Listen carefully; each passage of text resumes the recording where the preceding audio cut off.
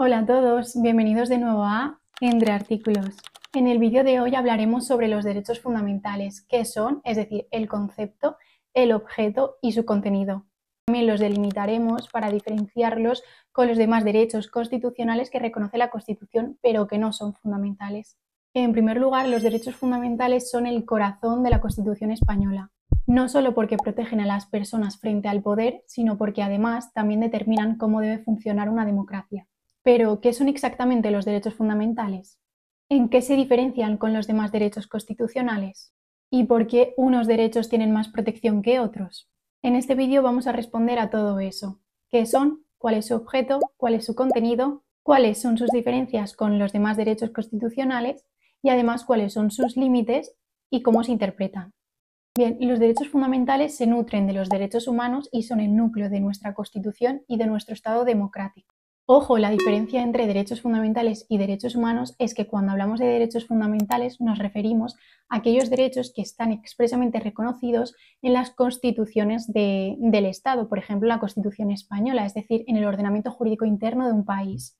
Mientras que cuando hablamos de derechos humanos nos referimos a aquellos derechos que son universales y que están reconocidos en tratados internacionales, como por ejemplo en la Declaración Universal de los Derechos Humanos. En otras palabras, cuando los derechos humanos se reconocen y se incorporan al ordenamiento jurídico interno de un país, reciben el tratamiento de derechos fundamentales.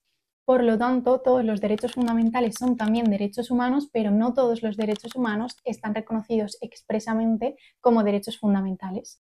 Además, otra cuestión en la que me gustaría incidir y recalcar es que para que los derechos fundamentales sean realmente efectivos no basta con que estén consagrados en un texto jurídico, es decir, no basta con que estén por escrito, sino que es necesaria una cultura de los derechos, tanto por parte de los ciudadanos, que los conozcan y los sientan como propios, sino también por parte de los poderes públicos, que deben garantizar su cumplimiento de acuerdo con el artículo 9, apartado segundo de la Constitución. De acuerdo con la Constitución, si la leemos, concluimos que no todos los derechos están reconocidos como derechos fundamentales. Si vamos al título primero de los derechos y deberes fundamentales, vemos que se divide en 5 capítulos. Ahora mismo nos interesan sobre todo el segundo y el tercero, porque el primero es el relativo a los españoles y los extranjeros y contempla únicamente en 3 artículos la nacionalidad, la mayoría de edad, el derecho de asilo o la extradición. Mientras que el capítulo cuarto es el relativo a las garantías, es decir, cómo se protegen los derechos reconocidos en el título primero, y el capítulo quinto es el relativo a la suspensión de esos derechos, es decir, cuándo o bajo qué condiciones, excepcionales obviamente, pueden suspenderse estos derechos. Por lo tanto, vamos a entrar al capítulo segundo, que es el que nos interesa ahora. Vemos que se denomina derechos y libertades, y vemos que primeramente está separado el artículo 14, es decir, no lo incluye en ninguna de las 2 secciones que vienen a continuación, y es el relativo al derecho a la igualdad ante la ley y a la prohibición de discriminación. A continuación entramos en la sección primera, bajo la denominación de los derechos fundamentales y de las libertades públicas.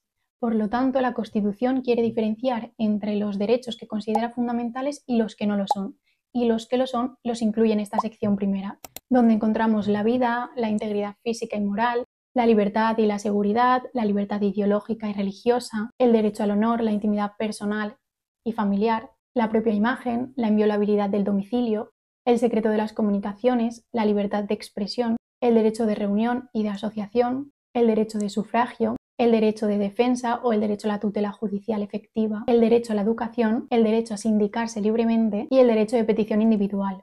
Por lo tanto, los demás derechos que vienen reconocidos en la Constitución y que no están dentro de esta sección serán derechos constitucionales porque también se reconocen y garantizan por la Constitución, pero no con el grado de fundamentalidad, porque así lo ha querido establecer la Constitución.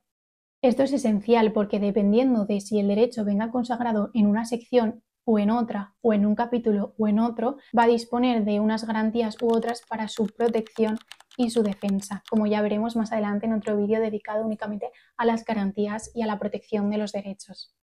A continuación llegamos a la sección segunda del capítulo segundo del título primero, es decir, a la siguiente sección después de los derechos fundamentales, y se titula de los derechos y deberes de los ciudadanos. Aquí vamos a encontrar, por tanto, otro gran núcleo de derechos acompañados de deberes.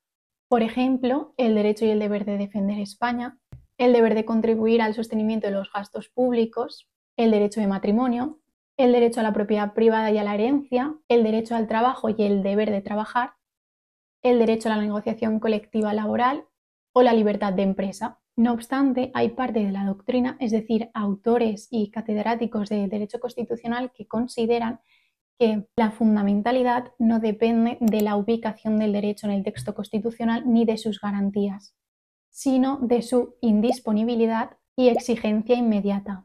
Vamos a ver, los fundamentales son aquellos que tienen eficacia directa, lo que quiere decir que los puedes exigir inmediatamente ante los tribunales, los puedes invocar si alguien o el Estado los ha violado, como por ejemplo el derecho a la vida o la libertad de expresión, lo que permite, por tanto, su exigibilidad inmediata, aunque su ejercicio pueda requerir regulación legislativa. Es decir, el hecho de que sean indisponibles, que nadie pueda quitártelos o dejarlos a disposición del legislador, no quiere decir que el legislador no pueda hacer leyes regulándolos, por ejemplo, regulando su ejercicio. Mientras que los constitucionales no son fundamentales porque entran en el campo de la decisión o configuración del legislador. Es decir, son derechos que la Constitución reconoce, pero su ejercicio depende de leyes que el legislador debe aprobar. Por ejemplo, el derecho a la vivienda, que se reconoce en el artículo 47 del capítulo 3. No es fundamental porque no puedes exigirlo inmediatamente ante los tribunales, sino que primero debe haber una regulación legal que los haga efectivos o que los regule. Pero claro, siguiendo esta doctrina, significaría que no solo son fundamentales los que reconoce la Constitución como derechos fundamentales en la sección primera, de los artículos 15 a 29, sino también los de la sección segunda del capítulo segundo, de los artículos 30 a 38, como por ejemplo el matrimonio, la propiedad privada o el derecho al trabajo. Pero no lo sería el derecho a la vivienda, que se encuentra en el capítulo tercero. Pero claro, la ubicación en el texto constitucional sigue siendo esencial, porque a diferencia de los derechos fundamentales como el derecho a la vida, que son plenamente exigibles sin necesidad de regulación adicional o regulación legal, el derecho a la vivienda, al encontrarse en el capítulo tercero, depende de la acción legislativa y por tanto su configuración concreta y su aplicación práctica dependen del legislador.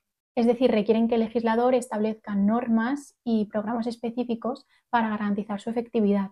¿Pero qué es un derecho fundamental? Es un derecho fundamental porque me garantiza hacer algo y al mismo tiempo obliga a los demás a respetar lo que estoy haciendo y a los poderes públicos favorecer mi derecho. Por ejemplo, el derecho de sufragio. Me garantiza poder participar políticamente y los poderes públicos deben contribuir a favorecer el derecho de sufragio. Además, otras personas no pueden impedirme que ejerza mi derecho de sufragio. Hay, por tanto, una obligación de respeto. En todo derecho fundamental se diferencia una dimensión subjetiva y una dimensión objetiva. La subjetiva porque los derechos fundamentales son derechos subjetivos, derechos de los individuos frente a los demás y frente al Estado. Y objetiva porque han de informar todo el ordenamiento jurídico. Es decir, convierte los derechos fundamentales en mandatos de optimización en la medida que comportan un determinado contenido normativo que debe ser realizado por los poderes públicos, lo que deriva en una vinculación dual por parte de los poderes públicos. Una obligación negativa de no lesionar los derechos fundamentales y una obligación positiva de contribuir a la efectividad de tales derechos.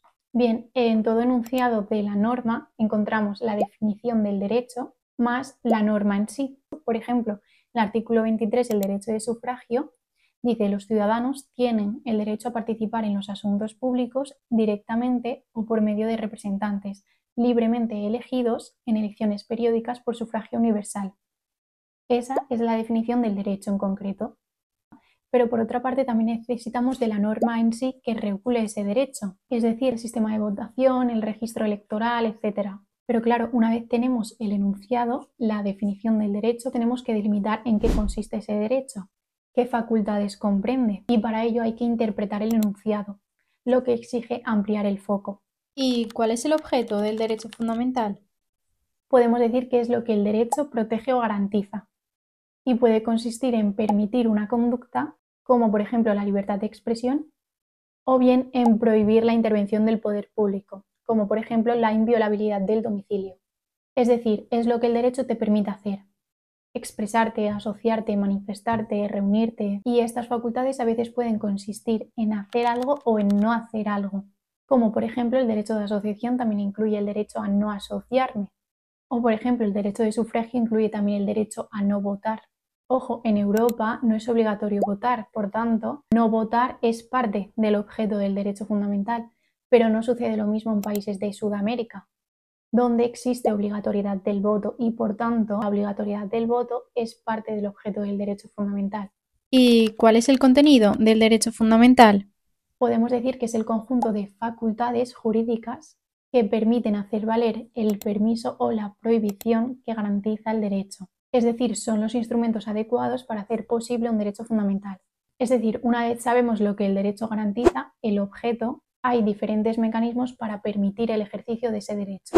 De forma que el contenido del derecho fundamental es la herramienta que yo tengo para conseguir la garantía de ese derecho y pueden garantizarse de diferentes maneras, bien a través de una prestación, como por ejemplo los derechos prestacionales, como el derecho a la educación, o pueden consistir en una obligación o prohibición al poder público, como por ejemplo el secreto de las comunicaciones. ¿Y cómo se interpretan los derechos fundamentales? Bien, en cuanto a la interpretación de un derecho fundamental, hemos de saber que es una tarea que no solamente corresponde a los tribunales, sino también al legislador. Para saber, por ejemplo, qué conducta está protegida o amparada, por ejemplo, por la libertad de expresión, por un derecho, hemos de interpretar la Constitución. Por ejemplo, el debate que ha habido sobre si criminalizar los delitos de ofensas a los sentimientos religiosos es algo que garantiza la libertad religiosa o vulnera la libertad de expresión. Bien, para ello debemos interpretar la Constitución. Y lo primero que debemos hacer es delimitar. ¿Y en qué consiste delimitar? Pues en tratar de aclarar en qué consiste cada derecho, hasta dónde llega cada uno. De esta forma, delimitando, observamos que no hay un conflicto de derechos, sino que hay dos conductas y solo una de ellas está amparada. Pues mediante la delimitación, lo que se trata es de reducir la discrecionalidad del juez, que debería interpretar o ponderar en caso de conflicto, verdadero conflicto de derechos fundamentales, pero vemos que no hay un conflicto si se delimita el contenido de cada uno. Por ejemplo, la libertad religiosa no incluye la facultad de pedirle al Estado que se castigue a quien ha ofendido tus creencias. Y la libertad de expresión incluye la facultad de ofender a la minoría. Por lo tanto, el delito de ofensas religiosas en realidad no tiene por qué existir. Por lo tanto, para poder interpretar hemos de acudir a los principios de interpretación de la Constitución. En primer lugar, el principio de unidad. Hay que interpretar la Constitución como un todo coherente, es decir, ponerla en relación en todo su conjunto. En segundo lugar, el principio de concordancia práctica. Hay que armonizar los derechos fundamentales sin que la protección de uno implique sacrificar al otro. En tercer lugar, el principio de proporcionalidad. Los límites de los derechos fundamentales deben someterse a un control de proporcionalidad, que consta de tres requisitos: idoneidad, necesidad y proporcionalidad en sentido estricto. En la idoneidad analizaríamos si la medida que restringe o limita el derecho es apta o idónea para conseguir el objetivo legítimo que se persigue con esa medida. Por ejemplo, la prohibición de manifestaciones violentas es idóneo para proteger la seguridad pública. Luego, en la necesidad nos preguntaríamos si se puede conseguir el mismo objetivo con una medida menos restrictiva del derecho. Por ejemplo, si se puede proteger la seguridad pública mediante otro tipo de medidas, como por ejemplo incrementando la policía en las manifestaciones, pues no sería necesario prohibirlas. Y por último, el juicio de proporcionalidad en sentido estricto, donde nos preguntaríamos si el beneficio que se obtiene al restringir ese derecho justifica la restricción que se impone. Por ejemplo, no sería proporcional prohibir todas las reuniones o todas las manifestaciones solo para prevenir un riesgo mínimo de disturbios, ¿no? No es proporcional. Por lo tanto, en la idoneidad nos preguntamos si sirve para algo, ¿no? Si es idóneo. En la necesidad, si es la opción menos restrictiva. Y en la proporcionalidad, en sentido estricto, si el beneficio justifica el costo. Luego, el principio de efectividad de los derechos fundamentales obliga a los poderes públicos a interpretar los derechos fundamentales en el sentido más favorable posible. Y por último, también se reconoce un principio de interpretación conforme a los tribunales internacionales. Claro, hay que conocer la jurisprudencia de los tribunales internacionales porque muchas veces nos dice cómo hay que interpretar los derechos en la esfera constitucional. Por ejemplo, hace ya unos años el Tribunal Europeo de Derechos Humanos condenó a España y dijo que es libertad de expresión quemar fotos del rey en una manifestación. ¿Y tienen límites los derechos fundamentales? Bien, por último, los límites de los derechos fundamentales. Los derechos en general no son absolutos, sino que tienen límites. Y los límites de los derechos, a su vez, también tienen límites y responden a la necesidad de garantizar otros derechos. Por ejemplo, hay casos en los que la libertad de expresión se puede restringir o limitar para garantizar el honor de otra persona. Hay que tener mucho cuidado con estos límites porque deben ser excepcionales y deben contar con una serie de requisitos. Encontramos dos tipos de límites. A veces la propia Constitución la que establece en qué consisten esos límites, es decir, establece límites internos. Por ejemplo, el artículo 20 relativo al derecho a la información establece que la información que está amparada es la información calificable como veraz. O, por ejemplo, el artículo 22.5 relativo al derecho de reunión pacífica y sin armas prohíbe las asociaciones secretas y las de carácter paramilitar, lo que es un límite interno establecido por la propia Constitución.